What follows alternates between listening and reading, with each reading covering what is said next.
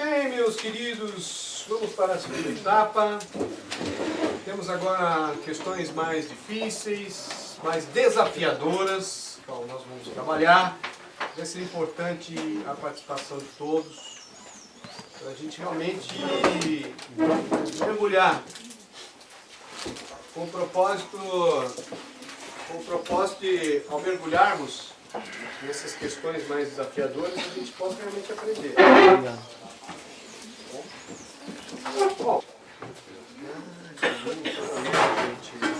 Bom, está sendo filmado, a gente está ganhando aqui a canção oficial do Acampa Jovem. Muito legal, muito espiritual essa música. Parabéns quem escolheu. Muito bom. Nós vamos agora para um ponto que é: e quando os nossos planos não dão certos?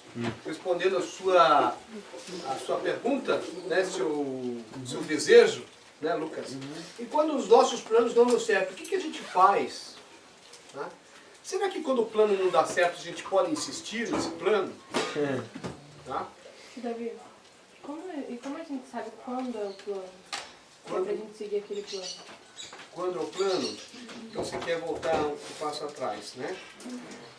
Como é uma boa pergunta. Como é que... A gente vai até trabalhar isso um pouco lá mais na frente, mas a gente já pode responder essa questão. E como é que eu sei que o plano está dando certo? É esse? Não, não é esse. Essa pergunta já foi feita. Como que é o plano? Como saber que é o plano de Deus? Bom, eu queria pedir a ajuda de vocês. Eu tenho uma resposta, obviamente, para essa questão, está no meu script aqui, mas eu queria que vocês me ajudassem. Eu queria pedir para a Lídia, por exemplo, que me ajudasse a dizer como é que você pode identificar que é um plano de fato conforme a vontade de Deus, né? Não é isso? Não sei. Quando eu falei hoje de manhã que eu estava orando ano passado para eu ir para os Estados Unidos esse ano, que eu queria muito ir. E eu fiquei orando.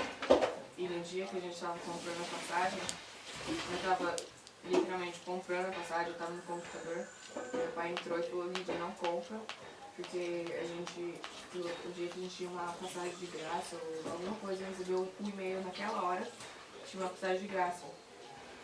Quando a gente abriu, era exatamente as datas que eu estava comprando o bilhete para. Então, a porta se mostrou bem aberta que era para fazer isso. E depois daquilo tudo foi dando certo. Ela falou uma palavra-chave aqui no final da fala dela. O que se abriu? As portas se abriram. Né? Nós temos também algumas referências bíblicas com relação a isso, que as portas se abriram. Paulo teve as portas abertas. Né?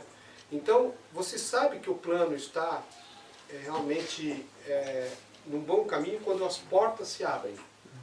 Né? Sem você, nós não arrombamos portas. Na realidade, não é que nós não deveríamos arrombar portas. Vamos repetir? Nós não devemos arrombar portas. Mas devemos deixar o Senhor abra as portas. Lucas quer contribuir. Só dois detalhes.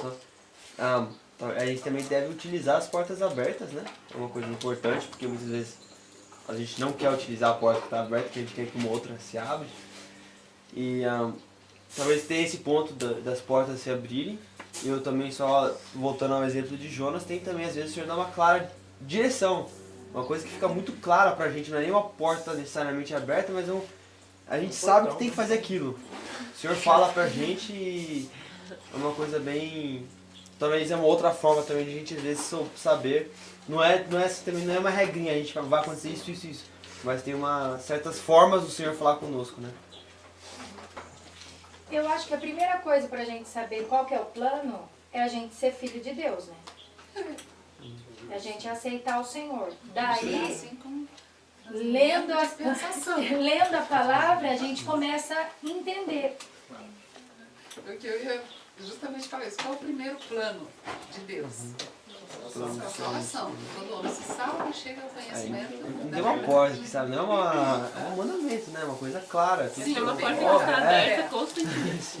Exatamente. Então, partindo desse plano, né, de Deus, depois tem outros planos na vida.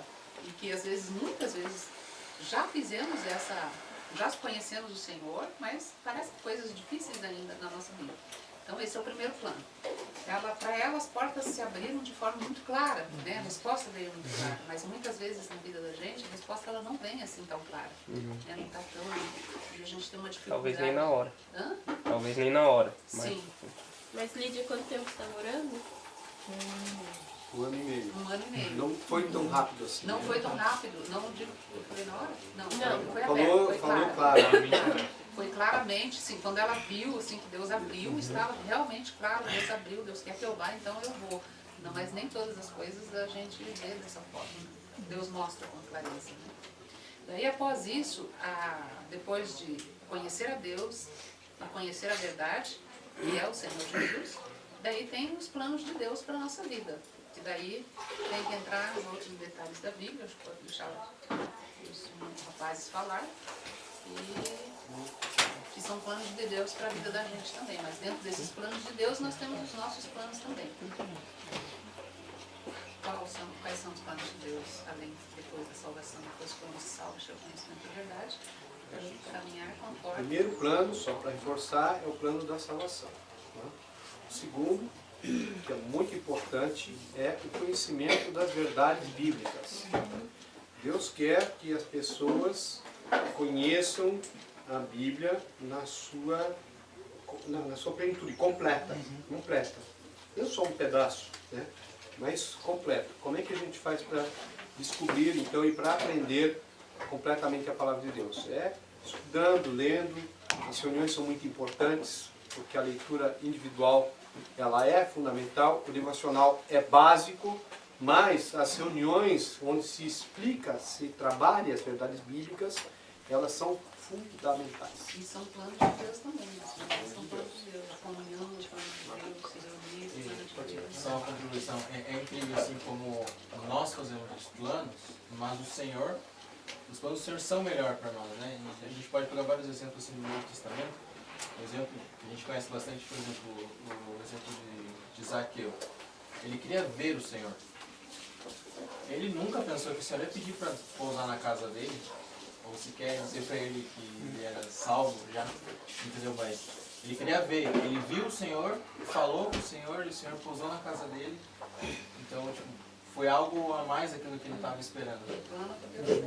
Exato. Agora é importante que alguém falou aqui, eu queria pegar esse ponto também. Planos, alguém falou aqui, não é, eles são múltiplos, né? Eles têm múltiplas características. Né? Eu quero dizer com isso o seguinte, Nicole, que cada caso é um caso personalizado. Tá? Então, e cada resposta também, ela por vezes é personalizada conforme aquela necessidade que Deus vê, que é importante para você, para a sua excelência, né? E para que seja manifestado o quê? A glória de Deus. É Deus, ele tem um plano único para cada indivíduo. Né? Um plano único para cada indivíduo. Cada ser é especial para Deus. Cada um de nós é especial para Deus. Temos um especial carinho de Deus. Nós somos personalizados. Certo? Você queria mais alguma... Você queria falar mais alguma coisa? Tá bom. Esse tema, Nicole, ele não é tão simples. A gente está trabalhando aqui em poucas reuniões, mas vale a pena você ter pessoas com que você fale sempre, por isso que é bom o acampamento, e vá trocando experiências. Vai trocando. Lembra que eu falei? Quando o plano dá certo, qual é o último pré-requisito que eu falei? Compartilhar. Porque compartilhando os planos que dão certo, você está dando uma luz para o irmão, para a irmã. Né? Ah, que legal, poxa, deu certo assim para você, que bacana. Né? Você vai gerando experiências. Isso é efetivamente comunhão. Né? Por isso que a comunhão é importante, porque ela traz esses benefícios do aprendizado. Porque a comunhão visa o aprimoramento das verdades bíblicas, as verdades e o explícito das escrituras. E não apenas os planos que dão certo, né? Mas os planos que nós devemos também compartilhar os planos que dão errado. Deu errado, Os pontos né? importantes. Com aquela intimidade, né? A gente vai falar um pouco. Cortei de novo. Eu vou falar um pouco sobre essa questão do compartilhar depois, que a gente tem que separar o que a gente pode compartilhar e o que a gente não pode compartilhar. Ok? Vamos entrar na questão então? Vamos trabalhar essa questão de quando os planos não dão certo. Qual é a primeira coisa quando cai a ficha que o plano não deu certo? Qual a primeira coisa que você tem que fazer? A primeira coisa. Agradecer. Agradecer. Por quê? Porque se os planos não deram certo, porque Deus tem um plano melhor do que aquilo que você está certo. Pode ser livramento. Pode ser? Pode, por favor, Luciano? Pode ser livramento. E normalmente é, né, Anitta?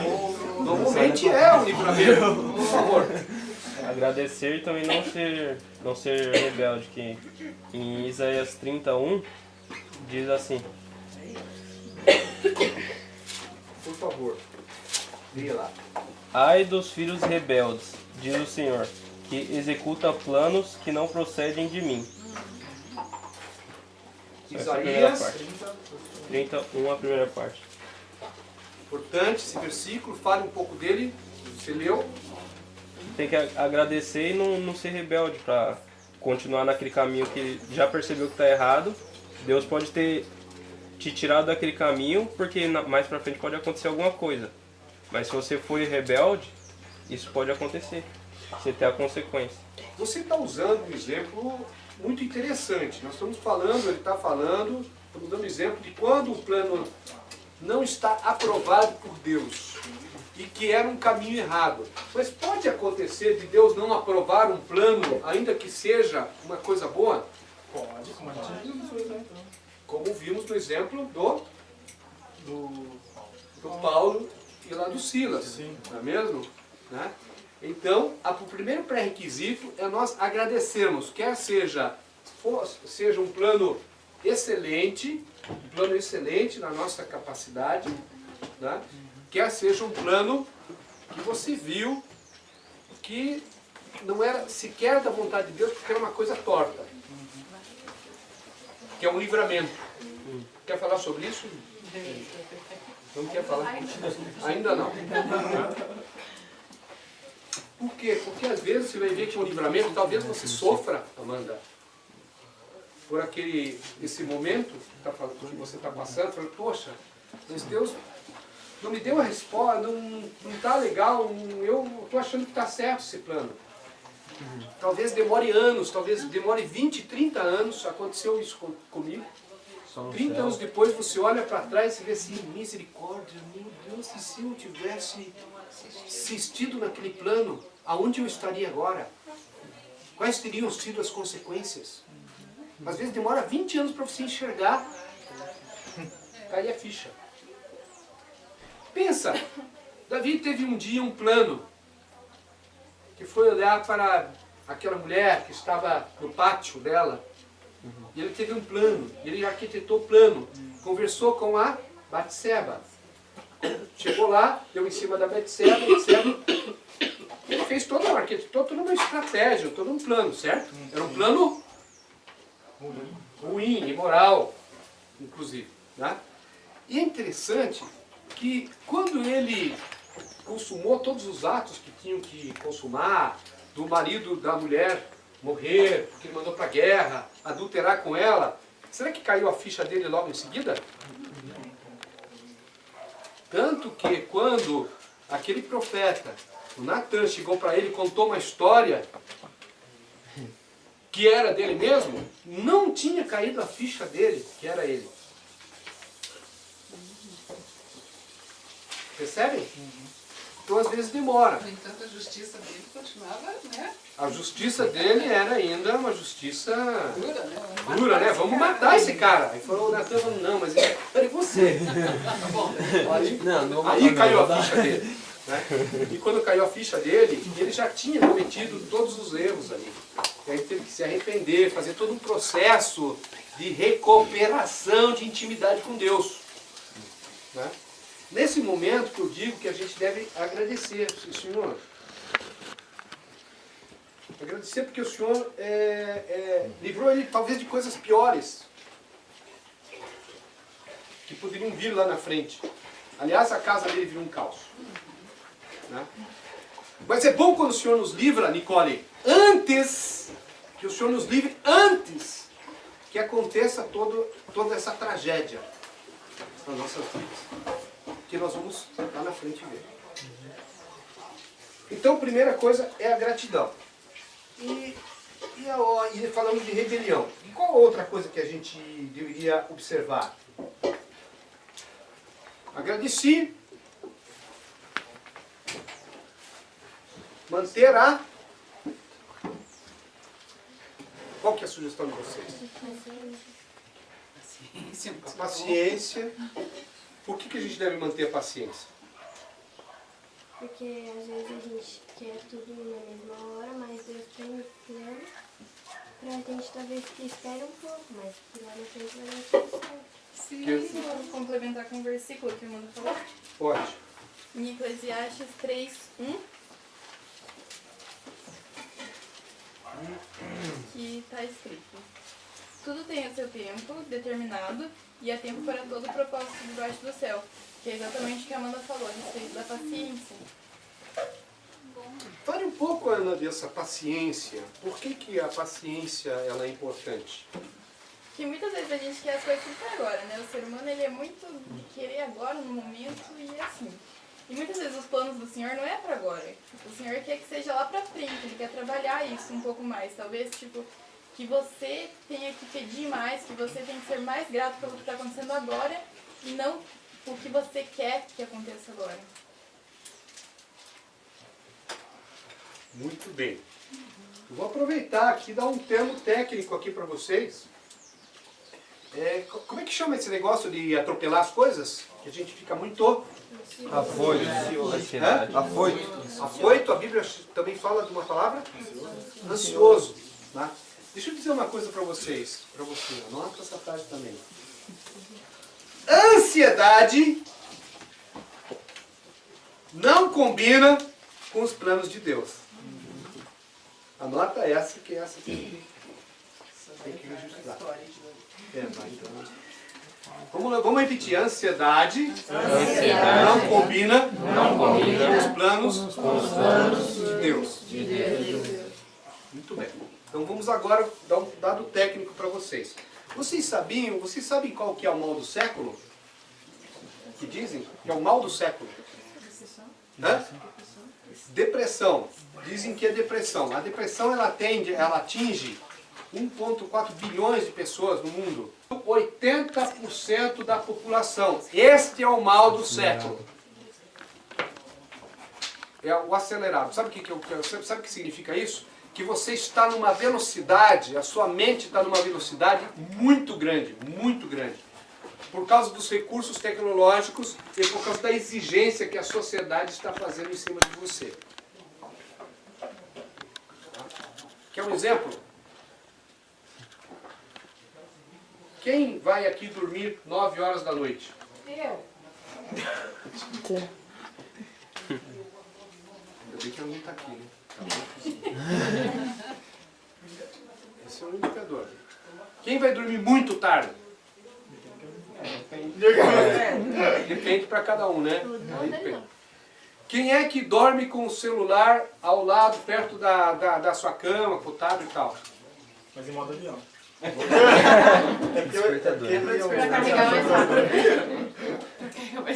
Quem é que busca rapidamente as informações na internet e fica o tempo todo conectado? Quem é que sofre de angústia quando não tem internet, não tem... Ah, vocês não sofrem? A Anitta não sofre? Eu não sofri, Até agora para... Até... Tá sempre com o celular, não? Tem sempre internet?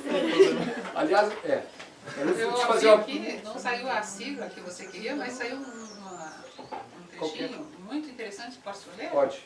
Ó, isso aqui é o negócio do pensamento acelerado, né? Síndrome do pensamento acelerado, tá vendo? Ela tá pensando acelerado, já foi pesquisar.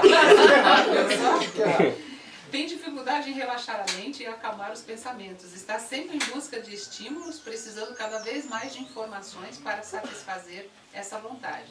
Esse pode não ser apenas um caso, né, de uma pessoa agitada, mas representação dos sintomas da síndrome do pensamento acelerado. E daí... É síndrome do pensamento acelerado, é isso mesmo, é síndrome do pensamento acelerado. Esse é o mal do século, atinge 80% das pessoas. 80% das pessoas. Esse é o mal. E diz a pesquisa que ela vai atingir 20% da população mundial. Enquanto que o mal do século, que chamam que é a depressão, atinge 1% da população mundial. É muito grave. É SPA. Hã? SPA. Síndrome do pensamento acelerado. Então isso nos atinge. Por que a gente está falando isso? A gente está falando isso por causa da ansiedade. Ansiedade não combina com os planos de Deus. Né? Então, Até porque a ansiedade é falta de fé. E falta de fé é pecado. Falta de fé é pecado. Então, nós temos que tomar cuidado com esse aspecto da ansiedade. E trabalhar isso dentro da gente, por quê? Porque vocês e eu que gosto de tecnologia, vocês que estão envolvidos nesse mundo tecnológico, vão ser cada vez mais bombardeados. E aí tem uma tendência de desfocar, ou falta de foco nos planos de Deus. Tá? Por isso que quando Deus fala para nós, e aí o nosso tema é o seguinte, o que a gente faz quando a resposta é negativa? Então a gente vai para a paciência, para a calma, sem ansiedade. Diminui a ansiedade. Põe o pé no freio. Põe o pé no freio para não bater. Se não pôr o pé no freio, bate, né, Alex? Cadê Alex? Dia de chuva, principalmente. Presta atenção. Isso é interessante, né? Por quê? Porque tem momentos na vida, eu gostei desse exemplo aí de bater, porque eu estava com ele, quando eu estava no meu aeroporto, ele bateu num dia de chuva, chovendo demais e tal, ele bateu num outro carro lá. Não fez muitos danos, etc. O que eu quero dizer com esse aprendizado? É isso aí mesmo. O que eu quero dizer com isso? Gente, tem momentos do dia a dia, no dia da gente, tem momentos da semana, tem momentos no mês, no ano, não sei, que começa a chover na vida, tempestade. E a gente quer manter a mesma velocidade, Nicole. Não dá para manter a mesma velocidade. Começou a tempestade, o que você faz? Você desacelera. Sabe por quê? Nossa, hoje eu estou falando demais, né? Mas tá bom. Sabe por quê? Vocês conhecem a história do homem prudente e do homem insensato? O que aconteceu? Um construiu a casa sobre o outro sobre areia. O que aconteceu naquela história? Começou a vir uma tempestade. A tempestade só veio para o homem da areia ou veio para o homem que construiu sobre a rocha? Percebeu? Portanto, na vida do crente, na vida do homem prudente, você sabe que acontece tempestade? Sim. Acontece, Anitta? Muita tempestade. É igual.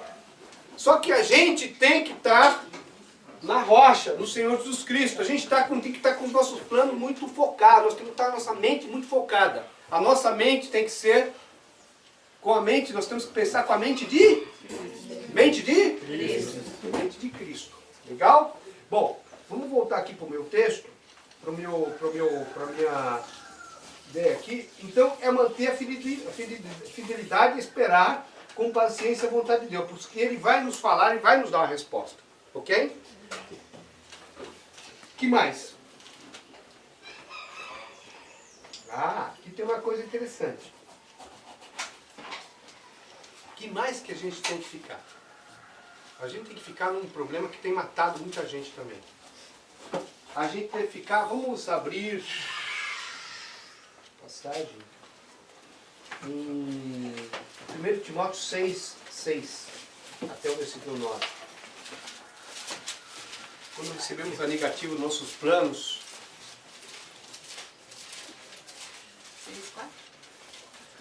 1 Timóteo 6, versículo 6. Está na vez? Gisele, você? Fala com voz grande.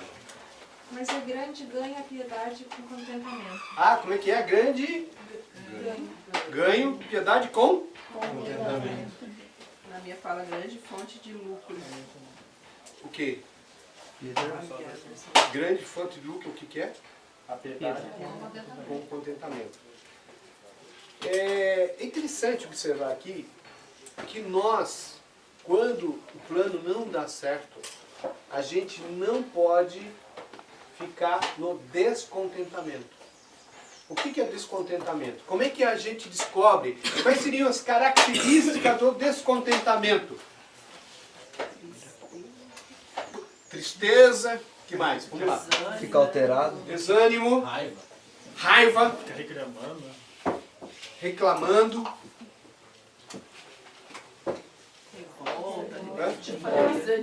desânimo, isso é falta de contentamento. Alguns casos até depressão, né? Depressão e ansiedade, Assim, né? que anda Ando junto, depressão e ansiedade. O primeiro passo é a ansiedade, depois vem a depressão. Eu não sou médico, mas é mais ou menos essa linha. Fala, Nicole, o que mais? Eu acho que você acaba desistindo, assim, de criar essas coisas. Se desiste. De quem? De buscar outras coisas, eu acho. Em alguns casos. Fale mais. Tá bonito. Você acaba desistindo do quê? De buscar mais. De buscar? De buscar mais conhecimento, buscar mais coisas. Buscar conhecimento.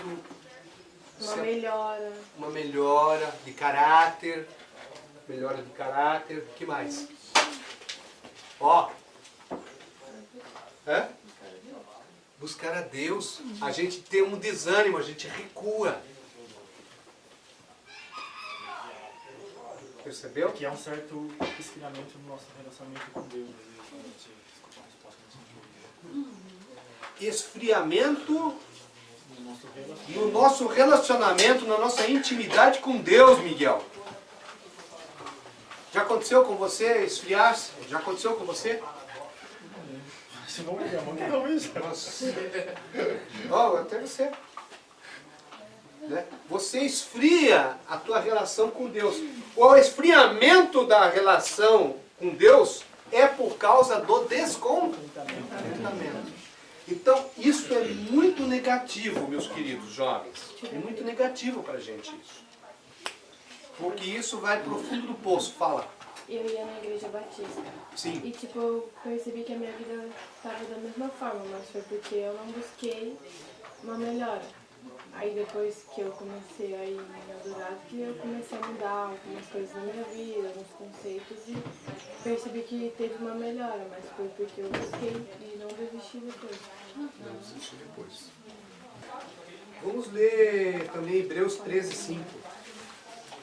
Sejam vossos costumes sem avareza, contentando-vos com o que tendes, porque ele disse, não te deixarei, nem te desampararei. De novo, contentamento, estamos aí no contentamento. O que está dizendo esse versículo? Anderson. Ser satisfeito com aquilo que Deus. Por que que a gente tem que estar satisfeito? Porque a gente falou do descontentamento, contentamento. Por que que a gente tem que estar? Por quê? Qual que é a promessa? Ele está sempre conosco. Ele está Não te sempre deixará e nem Não. te desamparará. Ele diz. Porque tem uma pergunta. Mas é isso. Ó, tem uma pergunta aqui, ó. Então vamos lá para outro tema. Já falamos, podemos talvez de alguma forma voltar a isso mais tarde, né? Se surgir, se sobrar tempo, sobre como agir quando a resposta não vem, ou quando a resposta é negativa. Agora tem uma pergunta que é muito nessa linha. Quando os planos ou os caminhos de Deus se confrontam com os nossos, quando eles batem com os nossos, quer sejam eles legítimos ou não, quando esses planos se confrontam, como que a gente pode aceitar e mudar as nossas atitudes? Como é que a gente pode aceitar e mudar nossas atitudes? O Lucas tem uma contribuição para dar. Eu não estou me lembrando do versículo exatamente, mas eu acho que a gente tem que se perguntar por que os nossos planos não é igual aos planos dele, né? Porque se a nossa mente renovada nele, a consequência disso, acho que ele diz em algum versículo em João, vou tentar achar hoje à tarde, ele mostra que, ele diz que nós teremos o mesmo pensamento que ele tem. Então nossas vontades devem ser as mesmas que as dele. Claro que somos humanos e isso não acontece muitas vezes.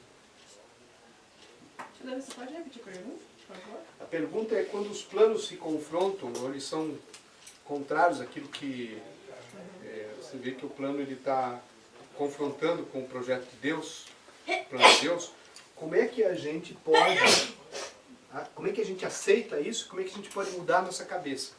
Como é que a gente muda a nossa aceitação? Acho que a gente deve orar e buscar e tentar buscar e tentar Uma ver resposta? se é isso, uma resposta. Tem um versículo no Salmo 139. Salmo 139. Versículo 23 e 24. Sonda-me, ó Deus, e conhece o meu coração. Prova-me e conhece as minhas inquietações. Vê se em minha conduta algo te ofende. Dirige-me pelo caminho eterno. Então vamos, já que você fez a sugestão desse versículo, o que você entende dele? Por que você recomendou ele? E se você está, contrário a Deus, você tem que perguntar para o Senhor. Conhece minhas inquietações, meus pensamentos, para ver se eles estão me levando para o caminho mal, que vai, me fazer muitos danos, assim, na vida. Daí você pede para ele, me guia pela direção, direção certa, vai me dar certo na vida, não vai me fazer Deus. Então você está dizendo para mim o seguinte, e vamos ver se essa afirmação que faço, vocês discordam ou concordam, não sei. Amanda. Poli, olhei para Poli e falei da Amanda. Pensa comigo, será que quando nossos pensamentos confrontam com Deus, nós podemos fazer uma oração e fazer um questionamento?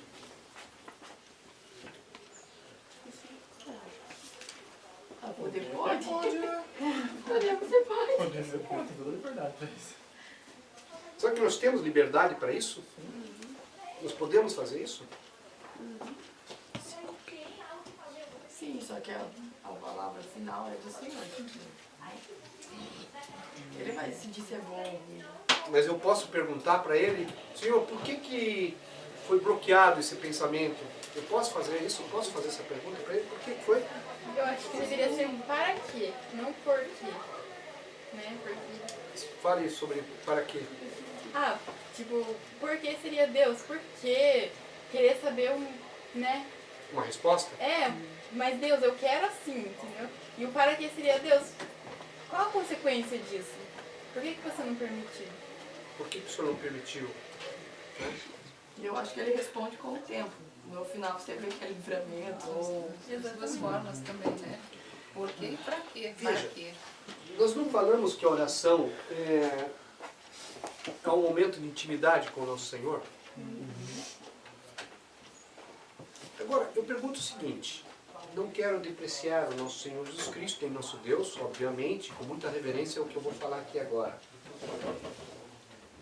Mas veja, quando você tem um amigo íntimo, Aninha, você tem uma amiga íntima, como é que é essa conversa que você tem? Você desabafa? Você pode desabafar com a sua amiga? Você pode chorar na presença dela? Você pode levantar sua angústia diante dela? Agora, gente, por que a gente não faz isso com o Senhor Jesus, com Deus que que deveria ser muito mais íntimo? Você sabe por que a gente não faz? Porque às vezes a gente é superficial na oração e na colocação com o Senhor. Preste atenção. Como é que eram as orações do Senhor Jesus Cristo com o Pai? Pensa lá no Getsemane. Olha aquela oração. Pensa o Pai Nosso. Pensa. súplica, chorando, sofrendo. O seu suor se transformou Em algum momento ele foi desrespeitoso com o pai? Pai, Quando pediu para passar ele de casa, se queres, né? se queres. O senhor sabia qual era a vontade do pai? Não sabe, pai. O que Jesus estava falando com aquilo? Deus meu, por que me desamparar? Opa! O que ele falou? ele estava desabafando com ele. Essa intimidade, porque ele tinha intimidade. Gente, isso aqui é fundamental. Essa intimidade com o Senhor você constrói, não é assim. Você tem que construir.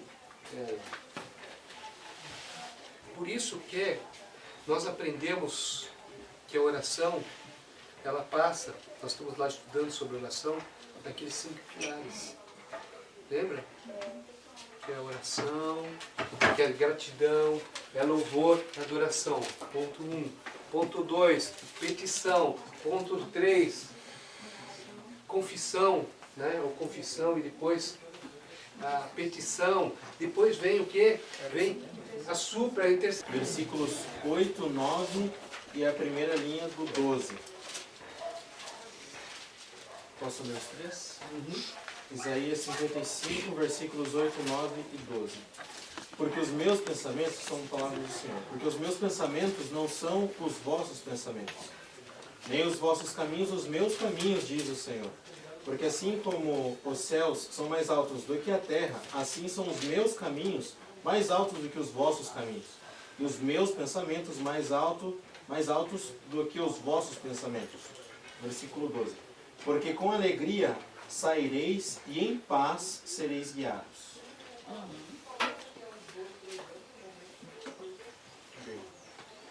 Fale sobre isso. Só complementando o que a tia Zeli falou, que a gente não entende muitas vezes que a gente faz os planos e não estão saindo conforme a gente faz os planos, porque os planos do Senhor são outros, né? Os nossos pensamentos não são iguais ao do Senhor. Então, há um conflito de pensamento nesse sentido, porque realmente nossos pensamentos não são iguais ao do Senhor, mas o dele é melhor. E aí, como a gente já falou anteriormente, sobre a paz, que quando a gente entende então que realmente aquele é o plano correto, aí sim nós temos paz. No versículo Jeremias 29, 11. Jeremias 29, 11. Eu bem sei os planos que estou planejando para vós, diz o Senhor. Planos de paz e não de mal, para vos dar um futuro e esperança. Então explique isso. Já vou perguntar. Quando a gente percebe que nossos planos estão em conflito com os planos de Deus, nós temos que aceitar que os planos de Deus são melhores também. Descansar nisso. Por quê? Porque o plano de Deus nós aprendemos. O plano de Deus nós aprendemos que ele é excepcional. Excepcional. Excelente. E único. Eu queria perguntar para a Poli, que participou pouco. Você teve algum plano já que você teve frustração, que não deu muito certo? Teve algum plano que você colocou diante de Deus e não deu muito certo? Você lembra de um? Quer compartilhar com a gente? Não lembro. Cauã, teve algum plano que você planejou e tal, colocou diante do Senhor, diante de Deus, diante do Senhor Jesus Cristo e acabou não dando muito certo? Quer compartilhar com a gente? Não lembra? Não lembra pode ser duas coisas. Ou porque vocês estão nervosos e vocês não lembram, porque vocês nunca colocaram. Você tem algum plano? Hã? Campeonato? Me fale sobre isso. Queria ter essa semana. E aí? Só que queria completar. A computadora não E aí? esqueci. E daí, como foi o seu sentimento? Foi triste? Você queria ter... O que você joga? Queria estar com a gente. Futebol. Futebol, você gosta? Tá bom. Mas foi difícil a escolha.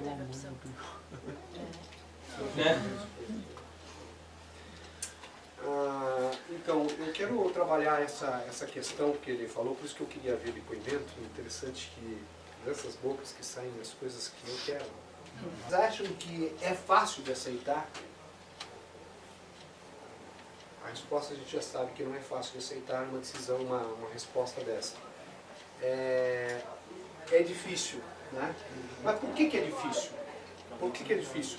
Eu queria exemplos de vocês, que vocês pensassem agora e respondessem com o coração. Que vocês pensassem por que é difícil. E trouxessem,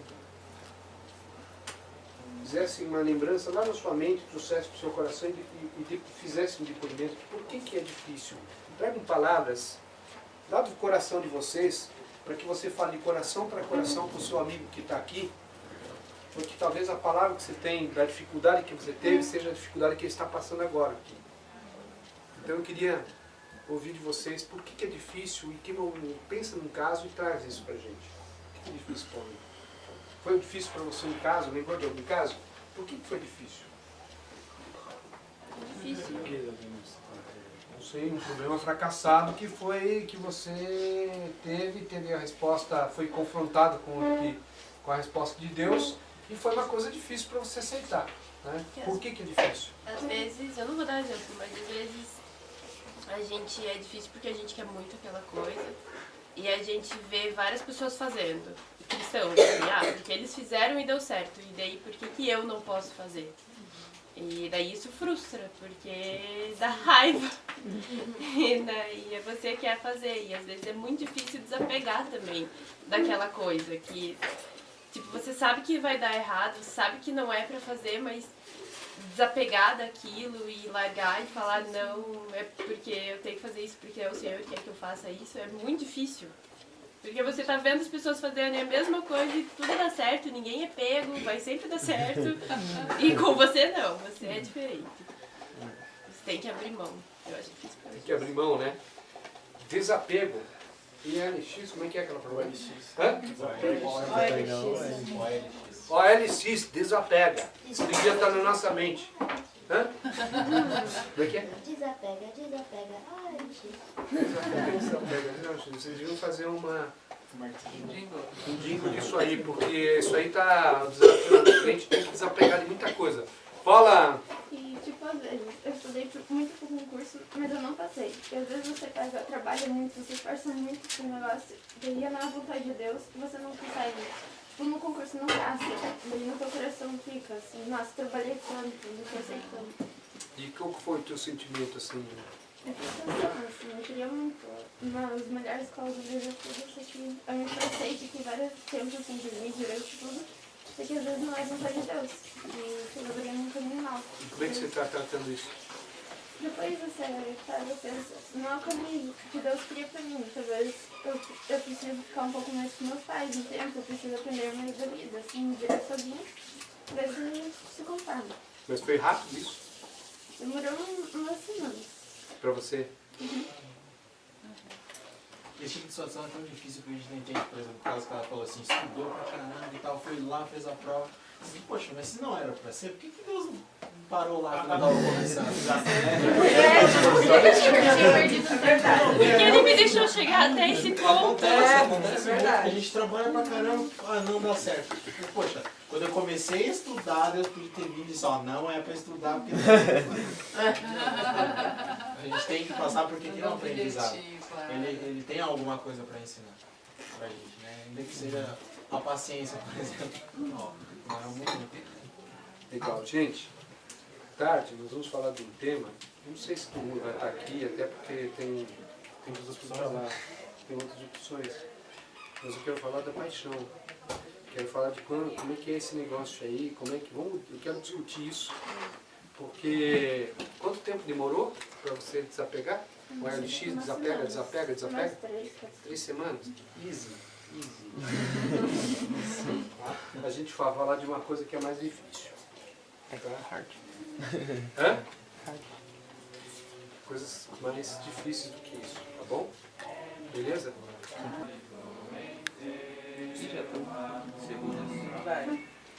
Só em Jesus tem continuamente se encarnou. Poder de Deus num frágil ser. Foi desprezado pelos seus, mas se agradou por mim morrer. E lá na cruz o próprio Deus a sua ira satisfez. Porque pecados suportou, vivo na morte dele estou. Foi sepultada a nossa luz, tragada pela escuridão. Mas no terceiro dia então ressuscitou o meu Senhor. Grande vitória